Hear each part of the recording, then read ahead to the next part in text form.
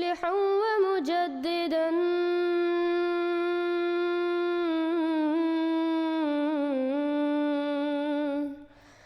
فارنوا بنظر طاهر وجنان.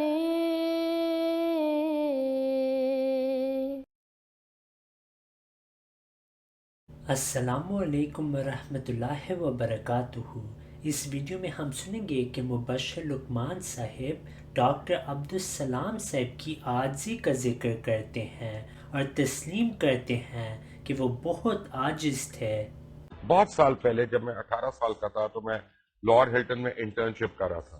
اس وقت ڈاکٹر عبدالسلام کو نیا یعنی کچھ مہینے پہلے نوبیل پرائز ملا تھا اور دنیا میں بہت بڑا ڈنکا بج رہا تھا کہ پروفیسر عبدالسلام پاکستان سے ایک پنجاب یونیورسٹی کے ٹیچر ان کو جو ہے نوبیل پرائز اسٹیفن ہاکنگ کے ساتھ وہ نامنیٹ ہوئے۔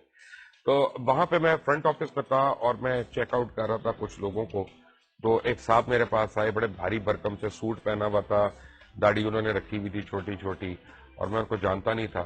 تو انہوں نے مجھے کہا، تو میں نے کہا ذرا please wait, I am busy, can't you see I am checking out people. اب وہ میں نے 8-10 لوگوں کو چیک آؤٹ کیا، آرام سے اندر گیا۔ میں وہاں پہ جیسے اس وقت کا ایک معمول تھا ہمارا، تھک کے آدمی ایک سگریٹ لگاتا ہے اور پی کے پھر میں باہر آیا تو میں نے دیکھا وہی صاحب کھڑے ہوئے وہاں پہ بریف کے ساتھ میں۔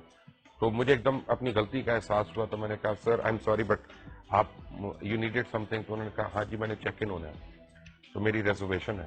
میں نے کہا آپ کا نام کیا ہے؟ انہوں نے کہا پروفیسر ڈاکٹر عبدالسلام۔ تو میں ایک سیکنڈ کے لیے کام کیا، میں نے کہا اب تو نوکری گئی، انٹرنشپ گئی، سب کچھ گیا اس آدمی کے لیے۔ تو میں نے کہا آئی ایم ویری سوری، آپ نے مجھے بتایا کیوں نہیں پہلے؟ تو انہوں نے کہا نہیں آپ بزی تھے اور میں دیکھ رہا تھا۔ اور اتنا ہمبل انسان، اتنا یعنی جتنا وہ ہمبل تھے اتنا ہی اللہ نے ان کو عزت دی۔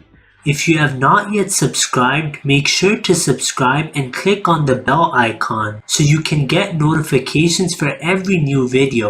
Also make sure to like and comment on the video and follow on Twitter and Instagram. صل على نبينا صل على محمد صل على سفينا صل على محمد